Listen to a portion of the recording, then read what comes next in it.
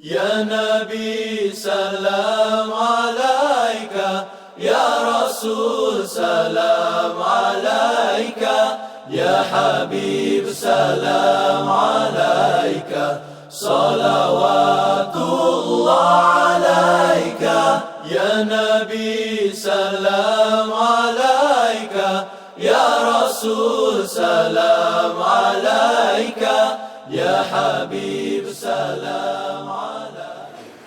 Assalamualaikum warahmatullahi wabarakatuh. Alhamdulillahilladzi anzala sakinata fi qulubil mu'minin yazdadu imanan ma'a imanihim. Asyhadu an la ilaha illallah wahdahu la syarika lah wa asyhadu anna Muhammadan abduhu wa rasuluhu la nabiyya ba'da. Allahumma shalli ala Muhammad wa ala ali Muhammad amma ba'd. Qala Allah Ta'ala fil Qur'anil Karim, a'udzu billahi minasy syaithanir rajim. Ya ayyuhalladzina amanu taqullaha wa qulu qawlan sadida yuslih lakum a'malakum wa yaghfir lakum dzunubakum. Wa may yuti'illaha wa rasulahu faqad faza fawzan 'azima. Wa qala ta'ala ya ayyuhalladzina amanu taqullaha haqqa tuqatih wa la tamutunna illa wa antum muslimun. Wa qala Rasulullah sallallahu alaihi wasallam ja'alallahu rahmatan mi'ata juz'in wa amsaka indahu tis'atan wa tis'in wa anzala ilal ardi juz'an wahidan. Al-ayat sadaqallahul azim wa sadaqa rasulun nabiyul karim wa nahnu ala dzalika minasyahidin. Bapak Ibu rahimakumullah, tiada kata yang paling indah kita lanjutkan kecuali untayan rasa tasyakur kehadirat Allah Subhanahu wa taala. Karena pada pagi hari yang berbahagia ini kita masih dapat untuk memenuhi satu tugas dan tanggung jawab yang besar di sisi Allah, yaitu sholat. Kita bersyukur karena kita laksanakan secara berjamaah dan tepat waktu. Dan yang kedua, kita melaksanakan tugas dan kewajiban kita yang kedua, yaitu menuntut ilmu. Mudah-mudahan seluruh rangkaian satu aktivitas kita ini mendapatkan nilai di sisi Allah Subhanahu wa taala yang akan berdampak bagi baik di dunia maupun di akhirat. Karena banyak orang yang paradigmanya itu keliru. Kalau kerja itu urusan dunia, kalau sholat itu urusan akhirat. Orang sering ngomong gitu. Dan ini orang yang ingin mendikotomikan dalam kitab agama, yang memang dunia pendidikan kita itu memang juga menciptakannya seperti itu. Kalau mau belajar agama ya di IAIN, kalau mau belajar ilmu ini ya di sini dan sebagainya. Soal belajar silahkan di mana saja, tetapi dalam konteks sesuai dengan petunjuk Allah dan sunnah Rasul. Tetapi yang pasti adalah seluruh aktivitas kita, ibadah kita, baik dalam tataran ibadah makdoh ataupun ghairu makdoh, itu mesti akan berimplikasi, berdampak dunia dan akhirat, apapun bentuk ibadahnya. Jadi tidak ada istilah kalau bekerja itu ya urusan dunia, kalau sholat urusan akhirat, tidak. Bapak bekerja juga sedang ibadah, itu akan berdampak dunia dan akhirat. Bapak sholat juga ibadah, akan berdampak dunia dan juga akan berdampak akhirat. Makanya dampak dunia itu adalah, kalau dalam bahasa Al-Quran itu ada istilah ujroh, kalau dampak akhirat ada istilah ajrun. Nah, oleh sebab itu, karena semuanya berdampak kepada dunia dan akhirat, sehingga konsepnya orang beriman itu Beribadah itu 24 jam full. Dari kita bangun tidur sampai tidur kembali itu sedang ibadah. Ini bukan berarti kalau kita sedang di masjid, sedang baca Quran, sedang jadi imam, sedang makmum, itu sedang ibadah. Tapi kalau sedang di jalan, di pasar, di kantor, itu enggak ibadah. Padahal itu semuanya kita sedang beribadah.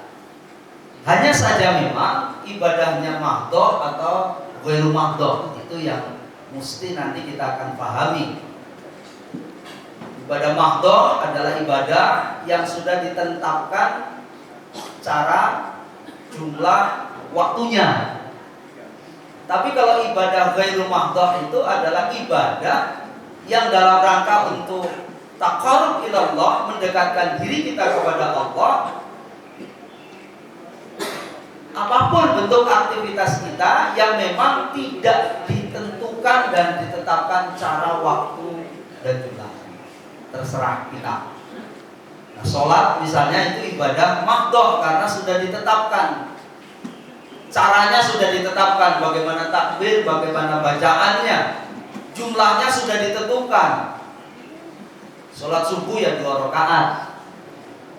Walaupun masih agak seger gitu, misalnya kita punya ide yang agak bagus, misalnya udahlah 4 saja kan masih seger gitu. Tidak boleh karena memang jumlahnya sudah seperti itu. Waktunya sudah ditentukan. Udahlah kita sholat sekalian aja digabung jadi satu, kan udah kesananya tinggal udah nggak mikir sholat lagi, tinggal bekerja dan sebagainya. Atau digabung sekalian 3 waktu gitu. 3 waktu, jadi yang duhur sama asar 1 waktu, maghrib sama isya 1 waktu, nanti subuh 1 waktu, ya kerjakannya terus seperti itu gitu. Itu kan ide-ide konyol yang tidak mengikuti tuntunan Rasulullah SAW, kecuali ketika bapak dan ibu sedang musafir, silakan, namanya jamak, qashar dan lain sebagainya. Tapi kalau kita berada di tempat, di rumah, kok mau dijadikan 3 waktu saja, nah ini kan kreasi namanya. Dalam beribadah itu nggak boleh berkreasi, sudah tinggal kita melakukan. Nah, oleh sebab itu, apa yang kita lakukan itu juga tentunya seluruhnya akan berdampak baik di dunia maupun di akhirat, sekecil apapun. Nah, ini yang akan saya sampaikan nanti, dampak yang akan kita lihat di akhiratnya. Pada waktu lalu saya sudah menyampaikan tentang betapa ketika kita berada di dalam alam barzah, sudah ada namanya siksa kubur, itu juga dampak ketika di dunia. Tadi imam kita baca, ada orang yang doanya aneh. Ada yang doanya itu wa minan nasi may yaqulu rabbana atina fid dunya wa ma lahu fil akhirati min khalaq, gitu kan. Surah apa tadi itu, Pak? Al-Baqarah ayatnya. Gak usah nengok kanan kiri. Ayat 200. Nah, ayat 201 itu yang benar doanya. Kalau yang 200 itu kan ada sebagian manusia yang berdoa, ya Allah, anugerahkanlah kepada kami hasanah di dunia, tetapi di akhirat nggak usah. Wa ma lahu fil akhirati min khalaq. Akhiratnya nggak usah, kan itu belum jelas di akhirat itu. Akhirat kayak apa kita itu masih gerambiang. Ya nggak jelas lah pokoknya. Itu ada orang yang doanya begitu. Jadi yang penting semuanya dunia, kita senang-senang di dunia dan lain sebagainya. Soal akhirat mau urusan tak. Tapi ada yang di 201-nya doanya, wa minhum may yaqulu rabbana atina fid dunya hasanah wa fil akhirati hasanah wa qina adzabannar. Itu doa yang benar, artinya di dunianya juga hasanah, akhiratnya juga hasanah, gitu loh. Udah, kalau gitu kita cari istri namanya Siti Hasanah, ya nanti apa namanya ya kasana semua gitu, itu kan usaha juga. Nah oleh sebab itu kita akan coba lihat, kemarin saya sudah mencoba untuk di alam masyar ini sudah slide yang cukup panjang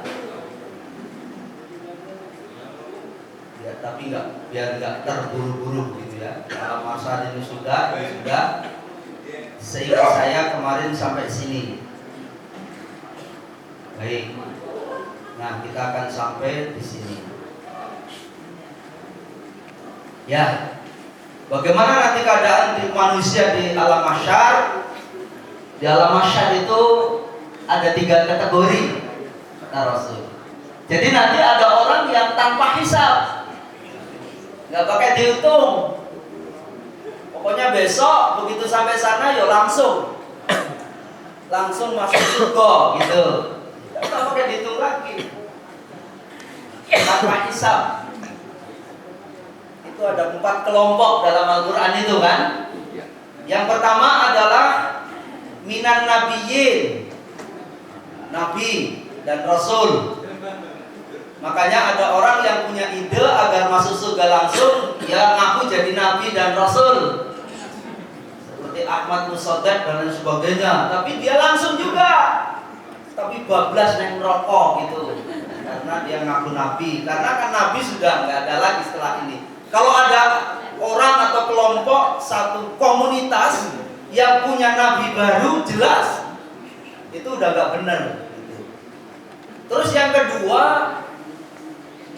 wasiddiqin, selalu benar, selalu loh bu, siddiqin bukan siddiqin, selalu benar.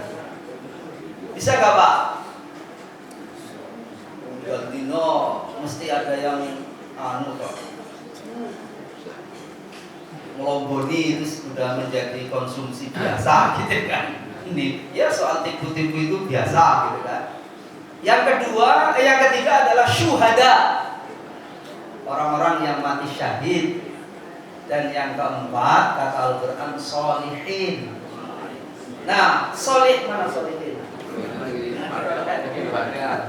Itu sholihin itu bisa langsung masuk juga. Tapi nanti ada keterbatasan, nanti ada hadisnya. Hadisnya itu ada kira-kira 70.000. Dan bahkan nanti Sayyidina Abu Bakar itu minta tambahan lagi dan dikasih tambahan.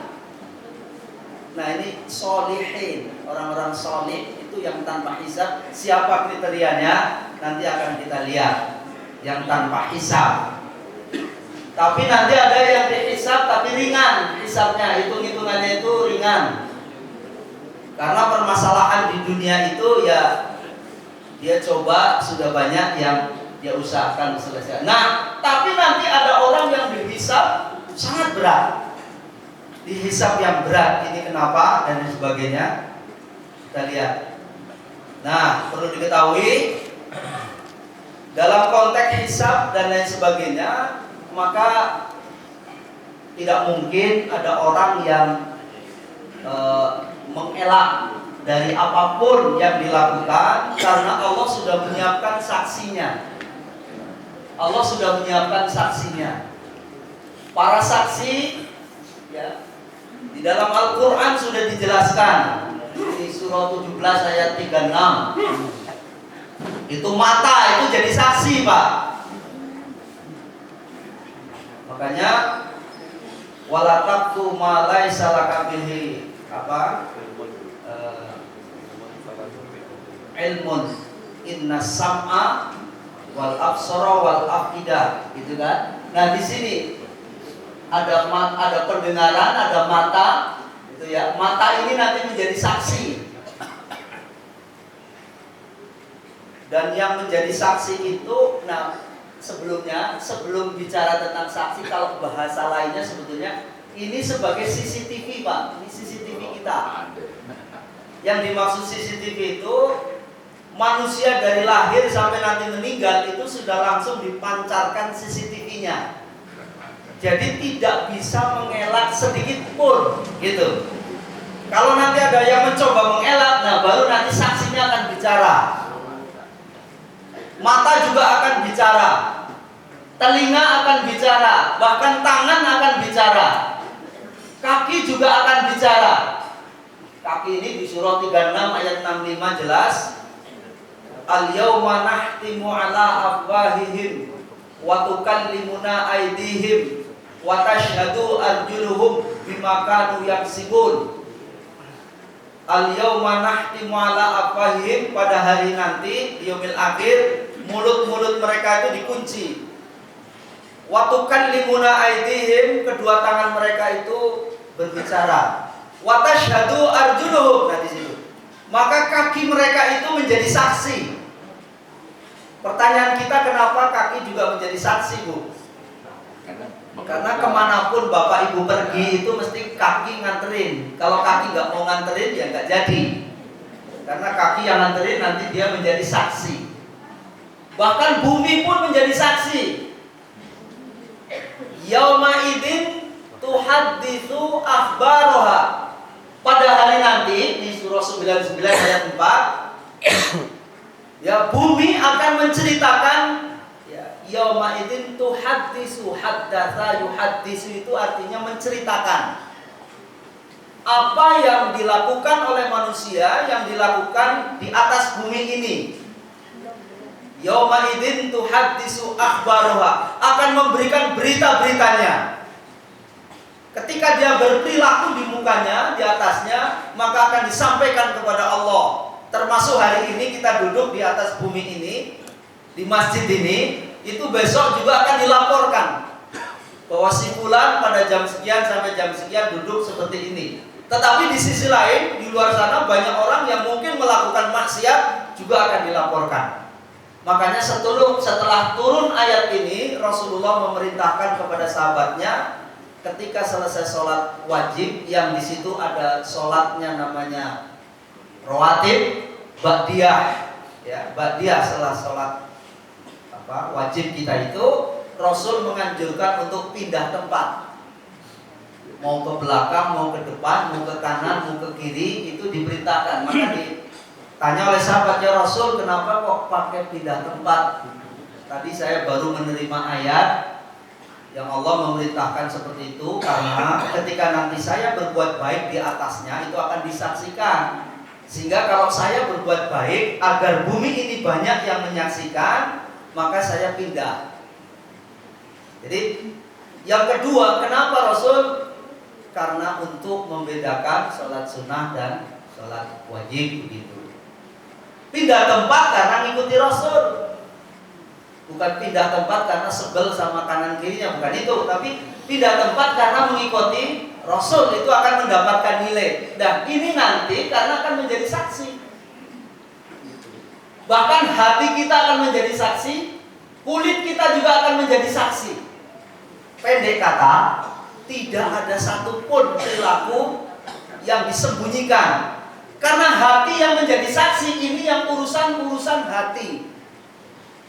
Jangan dikira bahwa kalau kita baru misalnya berdecak dalam hati kita tapi nggak ngomong, itu orang nanti tapi kok begitu ya. Nah, itu hati-hati, itu juga menjadi hati, nanti juga menjadi saksi. Padahal itu kan belum diungkapkan, baru dalam hati. Gitu. Baru di dalam hati itu pun ini akan terekam. Siapa yang merekam? Hati sendiri. Inilah CCTV kita, ya, karena implikasi kita akan di dunia dan di akhirat. Allah sudah memasang perangkat-perangkatnya itu, sehingga mari juga kita tiap melakukan satu aktivitas apapun, sekecil apapun, mari kita yakini bahwa itu adalah agar ketika nanti ditampilkan di CCTV nanti besok, Bu, di yaumil akhir, CCTV-nya itu akan diputar ulang untuk menunjukkan betapa kalau ada orang yang masuk surga itu alasannya karena ini nih, CCTV-mu. Kalau ada orang yang masuk neraka juga ini penyebabnya nih, tuh lihat tuh perilakumu sendiri tuh. Makanya nanti ada orang yang tertunduk malu begitu melihat CCTV-nya, ya Allah, kenapa saya berbuat seperti itu? Itu isinya orang jamak gitu. Allah, malu. Tapi nanti ada orang yang begitu melihat CCTV-nya gembira betul, bahagia betul, ya Allah, saya bersyukur. Walaupun mesti ada sesuatu yang agak error gitu sedikit-sedikit, yaitu manusiawi. Tapi yang penting mari kita upayakan isi dari rekaman ulang nanti betul-betul yang sifatnya baik. Ini kriteria yang tanpa hisab, tidak menjampi atau dijampi. Jampi itu bukan berarti yang pakai gendongan itu minum apa namanya? Jamu gendong itu bukan. Jampi itu artinya apa ya?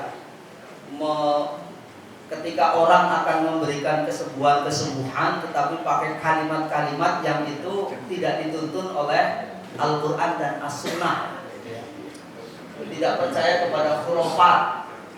Khurafat itu maksudnya cerita tapi itu hanya cerita bohong, tidak terjadi, legenda apa bahasanya ya. Tapi itu diyakini betul sebagai kejadian benar. Tidak memakai susuk, senantiasa tawakal kepada Allah. Ini yang dalam konteks. Kalau yang tadi yang bertiga jelas, yang bertiga itu ya sudah kriterianya makomnya berbeda. Tapi ini dalam konteks yang sifatnya orang-orang soleh, yang namanya muslihun tadi, ya. Makanya jumlah mereka itu kata Rasul ada 70.000 orang. Tetapi Rasulullah SAW berdoa agar ditambah. Hadis riwayat Ahmad, 70 kali 70 berapa? Nih, dalam tanda tanya ada 4 miliar ternyata yang bisa masuk langsung, banyak ternyata. Dan di antara jamaah ini juga bisa ada yang masuk langsung nanti. Amin. Nah, tetapi sudah keambil satu. Rasul lagi menyampaikan ini, maka nanti ada hadisnya ini. Nah ini, Imran bin Husain berkata bahwa Rasulullah SAW bersabda, akan masuk surga dari golongan umatku sebanyak 70.000 orang tanpa hisab. Mereka bertanya, siapakah mereka wahai Rasulullah? Beliau menjawab, mereka adalah orang yang tidak meminta diruqyah. Meruqyah boleh gak sih? Boleh. Tetapi kalau minta diruqyah itu kenapa? Berarti dia sudah gak tawakal kepada Allah gitu. Yang terbaik itu sesungguhnya meruqyah sendiri. Makanya ada nanti bacaan-bacaan zikir pada pagi dan petang. Itu kan Bapak sering ada tuntunan zikir. Itu isinya, itu sesungguhnya baik ayat maupun hadis itu isinya tentang ruqyah. Isinya tentang ruqyah itu kalau Bapak Ibu tahu. Jadi tidak perlu kita meminta di ruqyah karena zaman Rasul itu memang nggak ada tukang ruqyah. Tapi boleh, memang boleh. Bukan dilarang, tapi kesempatan untuk masuk surga langsung hilang. Gitu. Yang berikutnya adalah mereka adalah orang yang tidak bertatoyur. Tatoyur itu apa, Bu? Tatoyur itu berasal dari kata toirun. Toirun itu sesuatu yang melayang-layang. Toirun itu bisa berarti apa namanya? Pesawat. Kalau toirun itu bisa berarti burung. Sesuatu yang melayang-layang di awang-awang. Tapi ini bukan melayang di awang-awang, tapi melayang di awang-awang pikiran kita. Contohnya apa? Kita lagi duduk nih, tiba-tiba ada kupu-kupu masuk, kita nggak sengaja ngomong. Kita ngomong apa? Ada kupu-kupu masuk. Sebentar lagi ada tamu datang. Siapa yang muda? Itu hati-hati, itu tatoyur. Mengapa? Maaf, itu bisa dengan binatang, bisa dengan tempat, bisa dengan angka. Binatang itu maaf. Kenapa kalau Bapak lagi duduk tiba-tiba kejatuhan cicak? Terus mau ngomong apa, Pak? Kejatuhan cicak biasanya. Ya, ada orang dekat mau meninggal, itu makanya cicak itu harus dikejar, diputusin apa namanya buntutnya itu untuk memutuskan itu. Gitu. Hati-hati itu. Nah, terus kalau mata kanan kedutan itu kenapa, Pak? Ya, mata kanan kedutan gelekan. Maksudnya apa biasanya kalau mata kanan kedutan? Senang dapat duit. Tangan kanan kedutan, tangan kiri nampar orang gitu. Hati-hati. Kalau nabrak orang tenang-tenang saja, tapi kalau nabrak kucing kok bingung kenapa? Kalau nabrak kucing mesti akan celaka gitu kan? Itu tatoyur dalam bahasa agama, hati-hati. Jangan diyakini itu sebuah kebenaran. Kalau terjadi itu kok terus terjadi berikutnya. Misalnya maaf habis nabrak kucing terus kok tabrakan. Ini kan tadi saya sudah diperingatkan nabrak kucing saya. Itu berarti sudah tatoyur. Jangan kita yakini bahwa itu peristiwa yang berbeda, itu bahwa itu Allah lah yang memberikan seperti itu dan lain sebagainya. Tatoyur dengan apa lagi? Banyak hal. Bisa dengan angka. Angka 13 itu juga menjadi tatoyur.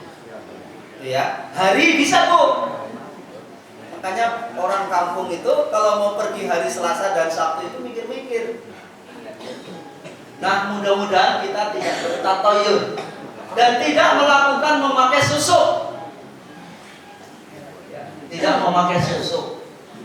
Ini semua sebetulnya intinya adalah karena dia tidak yakin dan bertawakal kepada Allah. Makanya yang menyebabkan orang masuk surga itu sesungguhnya dalam konteks ini esensinya karena keyakinan dan tawakalnya kepada Allah itu sungguh sangat baik. Makanya dan senantiasa bertawakal kepada Rabb mereka. Hadis riwayat Muslim nomor 321. Nah, setelah Rasul ini membaca hadis ini, ada salah seorang sahabat yang ngacung, "Ya Rasul, kalau begitu doakan saya dong agar bisa masuk surga secara langsung." Itu namanya ukasa. Kata Rasul, engkau termasuk orang yang masuk surga secara langsung. Ada sahabat lagi yang ngacung lagi, "Ya Rasul, doakan saya juga dong. Kamu sudah kedahuluan ukasa."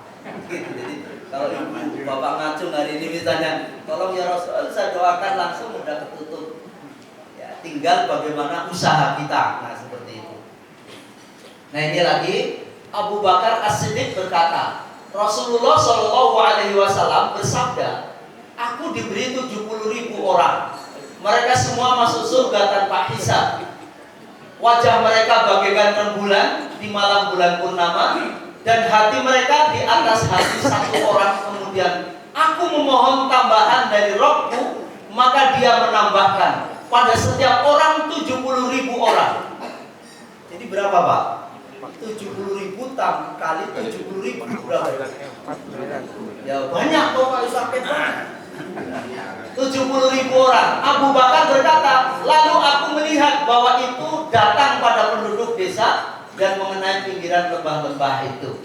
Maksudnya orang-orang yang menurut kita itu mungkin maaf agamanya ras tiro misalnya, hanya sekedarnya orang-orang dituduh, tapi kok karena ketulusan rasa ketawakalnya itu ini, jadi bukan orang yang pintar sundul langit itu misalnya. Ini yang menjadi jaminan, tidak. Tapi orang yang memiliki ketulusan luar biasa, ibadahnya biasa, gitu. Ibadahnya biasa, tapi karena rasa tawakal itu luar biasa, maka disinilah yang memiliki peluang untuk itu. Nah, jangan dibayangkan bahwa nanti yang akan langsung ini orang yang hebat, itu tidak. Tidak bercerita tentang itu, bercerita tentang hati. Makanya memang betul mengolah hati itu menjadi penting. Nah, oleh sebab itu ya kita berharap semoga ya, pasukan ataupun alumnus Akademi Darul Arqam dan Al-Mujahidin ini ya yang pasti ini peluangnya banyak sekali Pak. Kalau nggak kita ambil sayang sekali gitu. Tapi jangan sampai kita lepas dari yang sudah itu tadi. Ini ada sebuah analogi kebaikan dan keburukan. Ada orang yang kebaikannya 75%, keburukannya 25%. Dia masuk surga. Gitu. Ini di dalam surah 101 ayat 6 sampai 7. Nanti bisa Bapak Ibu lihat. Jadi orang yang kebaikannya 75%, keburukannya 25%, dia masuk surga. Sebaliknya, kebaikannya 25%, keburukannya 75%. dia masuk neraka. Gitu. Nah, ada orang yang kebaikannya 50-50, keburukannya 50, masuk mana Pak? Kok iso-iso naik gitu loh, bikin amal kok pas banget gitu. Apa mungkin begini, setelah bikin kebaikan, keburukan seharian, misalnya ada 10 perilaku itu, 5 diantaranya kebaikan, 5 diantaranya keburukan gitu. Yaitu, ternyata di sini ditahan di padang mahsyar, kemudian diproses untuk masuk surga. Kalau dia mendapat syafaat dari Rasul, maka dia akan masuk surga. Tapi tergantung, gitu. Tapi maka ditahan dulu. Ditahannya namanya di alam di mahsyar. Tetap di kalau ada di dalam Al-Quran nanti juga disebutnya, yang disebutnya yaitu ashabul a'raf, artinya orang yang surga enggak, neraka juga enggak. Ini persoalannya karena memang kebaikannya seperti ini. Nah, orang yang dimudahkan hisabnya, yang pertama mengerjakan sholat dengan benar, karena dialah amal yang pertama kali dihisab pada hari kiamat. Maka di dalam hadis itu kan, awwalu ma yuhasabu bihil abdu yaumal qiyamah as-shalah. Fa in shaluhat shaluha sa'iru amalihi, fa in fasadat fasada sa'iru amalihi. Bahwa yang pertama kali nanti akan dihisab oleh Allah adalah tentang sholat. Kalau sholatnya baik, yang lain insya Allah akan ngikutin. Tapi kalau sholatnya buruk, maka yang lain juga buruk. Jika dia baik, maka baiklah segala amal yang lain. Hadis riwayat Tirmidzi. Mari kita perbaiki sholat kita, Bapak dan Ibu, sebagai upaya kita. Kalaulah seandainya dihisab, itu ya jangan terlalu berat. Ya nyucinya nggak usah pakai yang macam-macam lah, nggak usah pakai abu gosok, nggak usah pakai apalah yang daya atau apa. Yang kedua adalah melakukan muhasabah. Orang yang sering menghitung-hitung diri. Saya seperti apa? Misalnya Umar bin Khattab berkata, hasibu anfusakum qabla an tuhasabu. Hisablah diri kalian sebelum kalian dihisab oleh yang Maha Menghisab itu. Berat ringannya timbangan kalian pada hari kiamat ditentukan oleh hisab kalian di dunia. Jadi maksudnya, kita mau lancar atau tidak ketika kita sudah mulai menghitung-hitung di dunia ini. Ya, Rasul itu terbiasa dengan para sahabat itu, ketika mau tidur itu beliau selalu menghitung-hitung. Ketika bangun tidur, beliau itu merencanakan. Nah, kalau bisa kita juga begitu. Jadi kalau mau tidur itu hitung-hitung, kira-kira amal saya sehari itu gimana nih? Nah, seperti itu. Yang ketiga adalah berdoa. Ya Allah, hisablah aku dengan hisab yang mudah. Ya. Makanya mudah-mudahan ya tentu kita menjadi orang-orang yang kalau seandainya dihisab itu adalah hisab yang benar. Nah, yang dihisab dengan hisab yang berat, ada yang langsung nanti ke neraka tadi, ada yang tertahan di mahsyar tadi. Nah, berdasarkan timbangan bagaimana amalnya nanti, karena pernah mengucapkan la ilaha illallah. Jadi nanti ada orang ya karena amalan buruknya itu banyak yang menyebabkan dia masuk neraka, tapi karena dia percaya kepada Allah, pernah mengucapkan la ilaha illallah dalam konteks di sini dia Islam gitu, tapi hanya amalannya itu tidak baik, banyak yang tidak baiknya, maka dia juga punya harapan. Nah gitu. Menunggu syafaat Nabi tadi sudah. Nah ini sabda Rasulullah SAW, akan dikeluarkan dari neraka siapa yang mengatakan tidak ada ilah kecuali Allah dan dalam hatinya ada kebaikan sebesar darah ya, sebesar darah, dan akan dikeluarkan dari neraka siapa yang mengatakan tidak ada ilah kecuali Allah dan dalam hatinya ada kebaikan sebesar biji gandum. dan akan dikeluarkan dari neraka siapa yang mengatakan tidak ada ilah kecuali Allah dan dalam hatinya ada kebaikan sebesar biji sawi. Diriwayatkan oleh Bukhari nomor 42. Jadi kita jangan yang terlalu pesimis.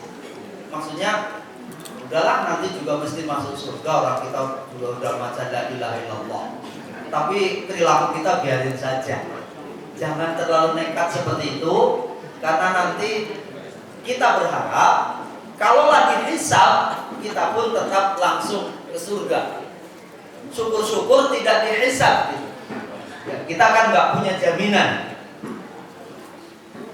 Nah, ini orang-orang yang dihisab dengan hisab yang berat.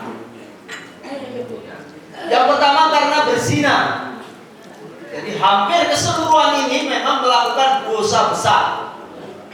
Yang kedua membunuh, karena membunuh. Yang ketiga makan riba. Yang keempat makan harta anak yatim. Dan yang di ujungnya ini adalah karena dia berbuat syirik. Nah, syirik ini tapi dalam konteks syirik kecil. Kalau syirik besar itu tentu di dalam Al-Quran kan sudah jelas. Innal ladzina kafaru min ahlil kitab wal musyrikina fi nari jahannam. Dan dia itu orang-orang yang kafir. Orang kafir itu ada dua modelnya. Ada yang ahli dari ahli kitab, ada yang berbuat musyrik. Orang kafir ahli kitab itu maknanya adalah orang yang hari ini sudah ada Al-Quran tapi masih meyakini kitab yang lain. Itu orang kafir namanya. Yang kedua ada orang musyrik.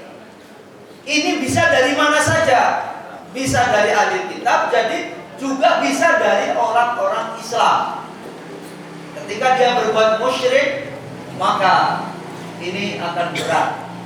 Sebelum dia bertobat, maka rasanya sulit untuk diharapkan dia masuk ke dalam surganya Allah Subhanahu wa taala.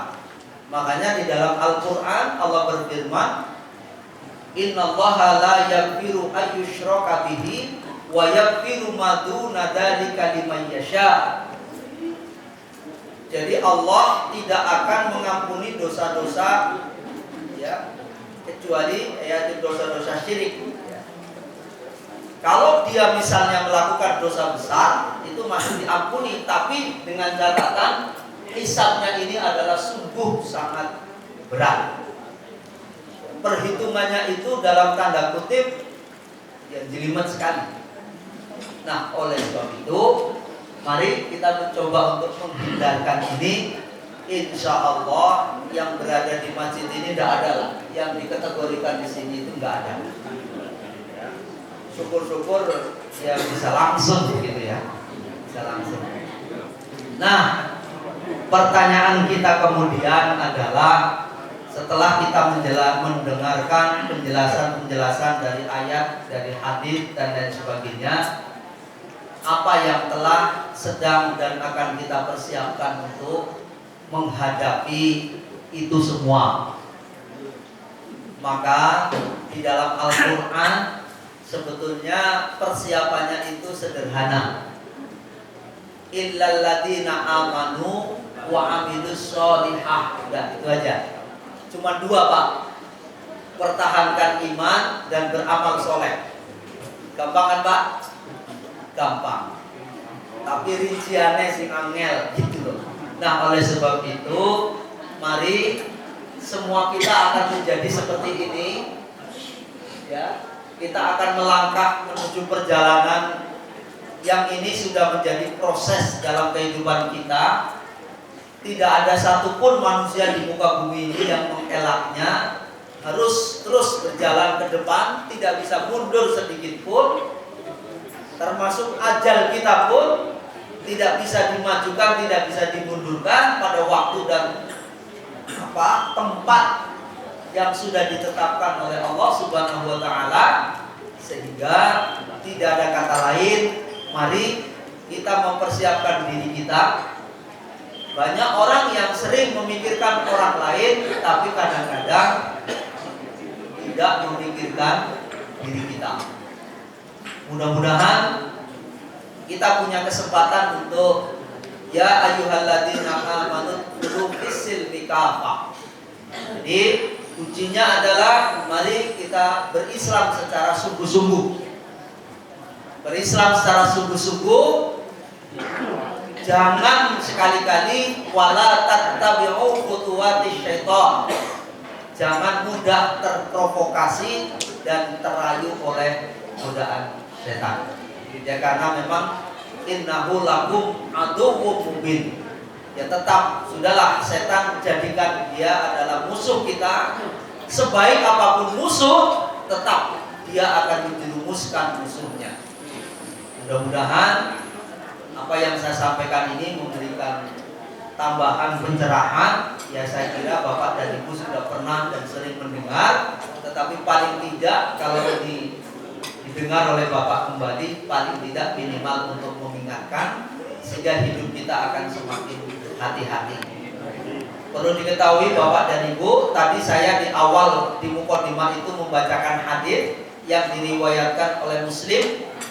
Ja'alallahu rahmatan mi'ata juz'in wa amsaka indahu tis'atan wa tis'in. Allah menurunkan rahmat baik di dunia maupun di akhirat itu 100 bagian. Allah menahan 99 bagian dan Allah menurunkan 1 bagian di bumi. Makanya tadi sudah saya ungkapkan di mukadimah, setiap apapun yang kita lakukan itu akan berimplikasi dunia dan akhirat. Implikasi dunia namanya ujroh atau upah. Implikasi akhirat namanya ajrun, pahala. Kalau Bapak bekerja, yang dirasakan langsung oleh di dunia adalah gaji. Tapi ingat, itu hanya 1%, 1 bagian.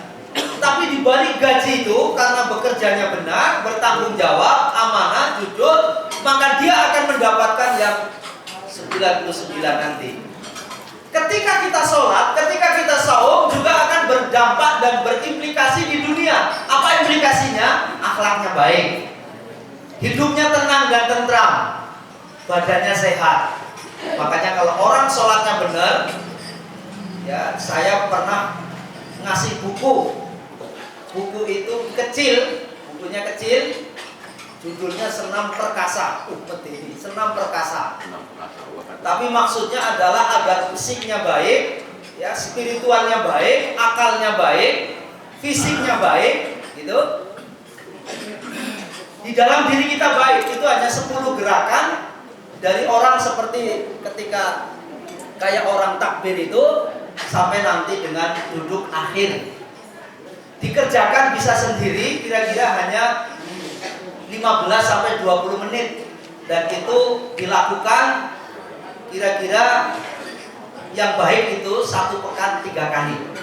Dan itu menurut penelitian dari ahli anatomi yang menemukan gerakan ini adalah seorang ahli agama dan dokter anatomi tubuh dan bedah, dokter bedah, ahli bedah. Dan di situ tidak disebutkan namanya karena memang itu untuk umat. Itu luar biasa. Bisa menyembuhkan ini, menyembuhkan itu, bahkan menjaga kesehatan. Gak tahu yang pernah saya kasih siapa ya. Bapak Anda yang pernah saya kasih. Cuman persoalannya dipraktekkan apa enggak. Nah itu saya praktekkan betul. Ketika saya pelatihan di Jogja, dulu sih pelatihannya tentang gerakan sholat ditinjau dari kesehatan. Itu 3 hari, hanya bicara tentang itu saja. Belajar anatomi tubuh, terus satu-satunya di ujung acara itu ada namanya olahraga gerakan sholat. Orfi itu bagian dari itu, dan lain sebagainya, silakan. Tapi ini ada gerakan yang kita lakukan sendiri. Maksudnya ketika kita beribadah dengan baik, sholatnya baik, mesti sehat gitu loh. Loh tapi dia udah senam sudah Pak, kok sakit juga Pak? Jangan nanti begini. Oh itu buktinya Pak, senamnya sehat, apanya sehat, sakit juga Pak. Jangan melawan Allah. Kalau sudah memang Allah yang punya kehendak, apapun yang kita lakukan, itu jangan terus bilang begini, udah senam ini mesti akan sehat terus. Tidak bisa. Itu kan hanya usaha. Bayangkan Pak, dokter ahli ginjal itu meninggalnya karena penyakit Ginjal itu gimana Pak? Ya manusia. Dulu di tempat saya ada dokter ahli paru-paru. Meninggalnya karena sakit paru-paru, gimana tuh Pak? Nah gitu, jadi maksud saya ini kan hanya upaya saja. Jangan terus kita sudah minum ini kok sakit juga ya. Itu urusan Allah. Kalau kita sudah berusaha tapi kok masih sakit juga, berarti sakitnya itu untuk kebaikan. Itulah kalau orang Islam itu begitu, orang beriman itu begitu untuk menggugurkan dosanya dan lain sebagainya.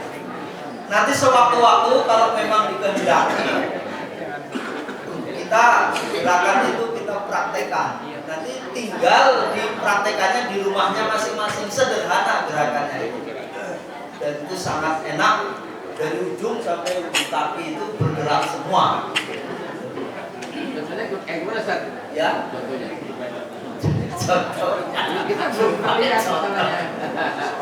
Ya, nanti insya Allah ada materi tersendiri gitu. Ya, insya Allah itu kita akan coba praktekkan Pak. Mudah-mudahan implikasi yang kita rasakan baik di dunia dan akhirat itu didapati ya Pak. Jangan hanya kita dapatnya yang 1% saja Pak. Maka Rasul bilang begini, alangkah hinanya kita, alangkah nistanya kita, alangkah bodohnya kita ketika kita mengejar-ngejar yang satu bagian tetapi melupakan yang 99. Terus ada sahabat yang cerdas, ya Rasul, terus bagaimana caranya? Kejar yang satu bagian sebagai sarana, sebagai alat untuk mendapatkan yang 99. Targetnya orang beriman itu 100% Pak. Seperti doa yang dibacakan oleh Imam tadi, Rabbana atina fid dunya hasanah wa fil akhirati hasanah wa qina adzabannar. Itu doa, namanya doa keseimbangan. Dunianya dapat yang 1% itu, akhiratnya yang 99 kita juga akan dapat. Agar kita mendapatkan kedua-duanya itu, ikuti terus kajian di Darul Arqam Al-Mujahidin. Ikuti aja terus, insya Allah kita akan dapat kedua-duanya itu. Demikian Bapak dan Ibu, kurang dan lebihnya saya mohon maaf. Subhanakallahumma wa bihamdika asyhadu an la ilaha illa anta astaghfiruka wa atubu ilaik. Assalamualaikum warahmatullahi wabarakatuh. Waalaikumsalam.